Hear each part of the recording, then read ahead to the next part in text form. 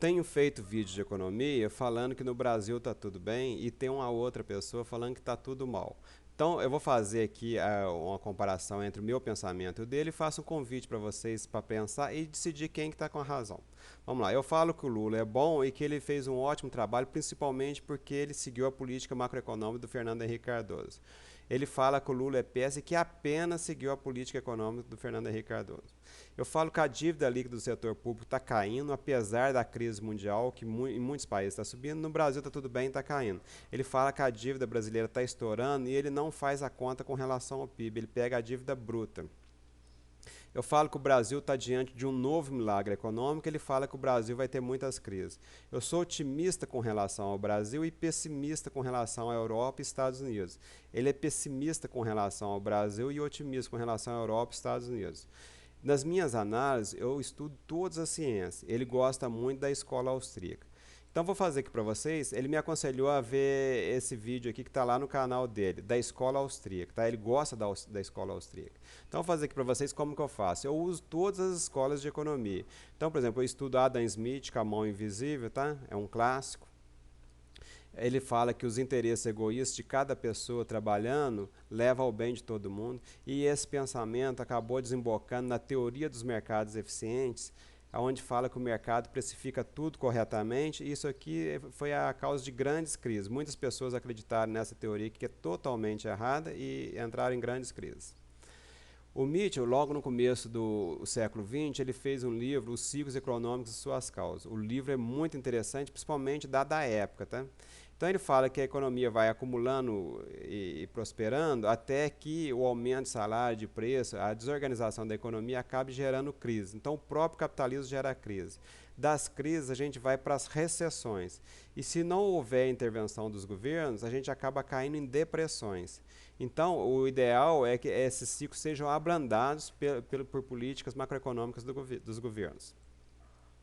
O Schiller, ele fala o contrário do Adam Smith, porque ele fala que as decisões não são racionais, então que as pessoas tomam decisões baseadas em emoções. Então, ele criou a finança comportamental. Então ele fala das manias, é quando as pessoas estão muito otimistas, e dos pânicos, quando o medo é exagerado. E ele escreveu também um livro, Exuberância Racional, que é excelente. E ele trata muito bem as bolhas. Então é um pouco o contrário do Adam Smith. O Mill, ele fala o seguinte, que os ciclos econômicos levou principalmente em conta as dívidas. Então ele fala que a bolha amplia o crédito e provoca mais otimismo, aumentando de novo a bolha. Então o ciclo de crédito, para ele, é o principal causador das crises e dos ciclos. O Karl Marx, ele falou que o capitalismo ia provocar sua própria destruição. Só que as teorias do Karl Marx ficaram tão famosas que o mundo reagiu, e hoje praticamente nós não temos mais um capitalismo puro. Então vocês vejam, a China adota práticas capitalistas, o Brasil com Petrobras, Banco do Brasil, Caixa Econômica, isso aqui não é um capitalismo puro. Então as previsões de Karl Marx não deram certo porque o mundo reagiu às previsões dele. O Keynes, para mim, é um dos caras mais inteligentes que tem. O que ele falou? Ele falou, gente, os economistas clássicos falam que o mercado se autorregula, mas o mercado não pode deixar por conta própria, ele tem que ser coordenado, ele tem que ser dirigido pelo governo. Os clássicos falavam que em casos de crise os salários baixam. Ele viu que os salários não baixam, as pessoas não deixam os salários baixarem. E depois eles previam que depois das crises ia ter recuperação, e o Keynes falou que se o governo não interviesse, poderia ter deflação, onde aumenta drasticamente as dívidas, e o que levaria a depressões. Então, qual que é a solução para o Keynes? É uma solução simples. Você poupa nos tempos de vacas gordas e gasta nos tempos de vacas magras. Mas o que o pessoal faz? Eles querem gastar nos tempos de vacas gordas e nos tempos de vaca magra. É por isso que dá merda. Então, o Keynes não mandou ninguém ficar gastando além da conta o tempo todo. É para gastar só quando há necessidade. O cara é bom, mas os políticos deturpam o pensamento dele. O Milton Friedman é monetarista. O que é monetarista? Ele leva em conta principalmente o meio circulante. Ele fala que o problema todo está no meio circulante. E ele fala que as crises elas acabam em depressões porque os bancos quebram e com isso diminui muito o meio circulante. Então o governo deve intervir para salvar os bancos que estão em perigo de quebrar. Então deve atuar principalmente na política monetária. O Minsky, o que ele faz? Ele leva em conta principalmente as dívidas, os devedores. Ele fala que tem três tipos de devedores. Tem os devedores cautelosos, que pagam os juros e o capital com o seu fluxo de caixa. Tem os especulativos, que conseguem pagar só os juros. E tem os caras que são malucos, eles entram numa corrente. Eles só conseguem pagar os juros e o capital se valorizar o ativo para o qual eles estão fazendo dívidas e comprando. Já o Galbraith, ele escreveu um livro muito interessante, Economia das Fraudes Inocentes. O que ele fala? Ele fala que as grandes corporações não obedecem nem mesmo os donos delas. Então não adianta o cara ser acionista, igual o Silvio Santos com o Pan-Americano. Elas são guiadas por uma lógica própria de dentro da própria corporação. Então parece que os diretores, os presidentes, os empregados, não é um presidente sozinho que manda. É tudo a corporação é que guia o seu próprio destino. É como se fosse um monstro. A escola austríaca, o que é? A lá do Fraga. Eles são liberais, eles são de direita. Eles têm alguma razão, mas não toda a razão. Para eles, o que é a causa da crise? É uma política monetária frouxa. Também, eles têm razão aqui.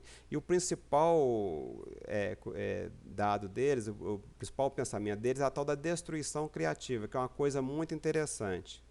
Então eles falam que ao ajudar, ao intervir no mercado, o governo acaba aumentando o risco moral. O que é risco moral?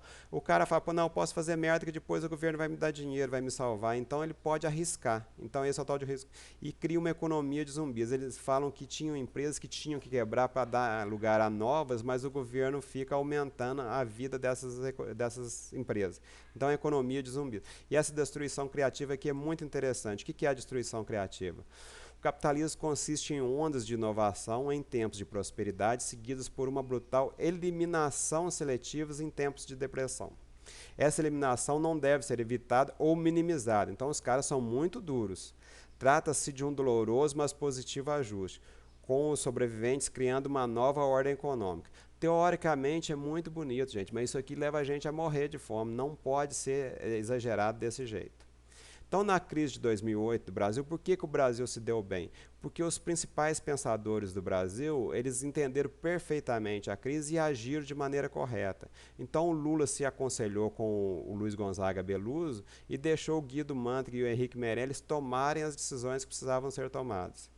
Então, o que o Brasil fez? No começo, ele subiu os juros para deter a subida do dólar, que estava subindo muito rapidamente. Mas assim que isso se inverteu, ele baixou os juros até 8,75, então baixou muito. Ele também propiciou uma folga monetária, aquela do Milton Friedman, essas duas que são Milton Friedman. Ele diminuiu os compulsórios do banco, ele fez o Banco Brasil e Caixa Econômica comprar uns bancos que estavam meio ruim, comprar carteira, então ele atuou em várias frentes. Ele vendeu dólares e fez um acordo com os Estados Unidos, ele fez um contrato de swap, se não me engano, com os Estados Unidos, e ele vendeu bastante dólar botando água na fervura, então o dólar não conseguiu subir tanto. E ele também fez a política fiscal aconselhada por Keynes. O que ele fez? Ele cortou o tributo dos carros, falou para o pessoal comprar carro novo, ele gastou mais do que podia. Então ele fez tudo certo e com isso o Brasil se deu bem, saiu muito bem da crise de 2008. Falou, moçada?